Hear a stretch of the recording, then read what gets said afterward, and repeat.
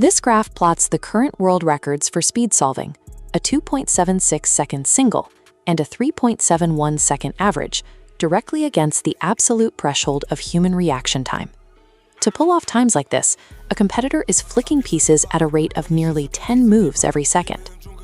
Watching it happen raises an obvious question. Are human beings actually evolving to process spatial geometry this fast, or is the hardware doing the heavy lifting?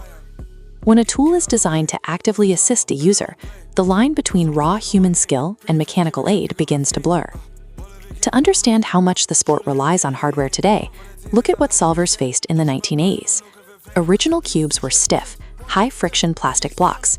You had to use your whole hand to force a turn. If you tried to rush a layer before it was perfectly aligned, the plastic would catch. But if you push too hard on that lockup, the entire cube physically explodes, a penalty known as popping. Look at this photograph from the 1982 World Championship. Min Tai took first place with a time of 22.95 seconds. To achieve that time, he had to carefully negotiate with the plastic, ensuring absolute zero-tolerance alignment for every single rotation. Early speed cubing was a physical negotiation with hardware that offered no margin for error. That dynamic began to shift when engineers inserted small magnets inside the edges, pulling the pieces into alignment at the end of a turn. Then, manufacturers targeted the metal springs in the center of the puzzle, replacing them entirely with a system called MagLev. This schematic shows exactly how MagLev works. Two internal magnets repel each other to suspend the puzzle's layers. This drops internal friction to zero because there is no metal grinding against plastic. By engineering friction out of the design, the challenge for the solver shifted from fighting the mechanics to simply trying to keep up with the puzzle's potential speed. To control that extreme speed, engineers introduced the ball core system, packing over 100 individual magnets inside a single cube. This 3D model isolates the spherical core. Central magnets exert a constant pull on magnets inside the corner stalks. Watch the top layer.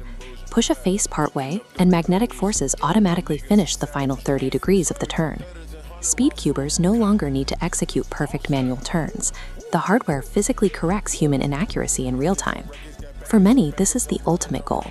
Eliminating mechanical bottlenecks means pure human pattern recognition can translate directly to the puzzle without physical drag.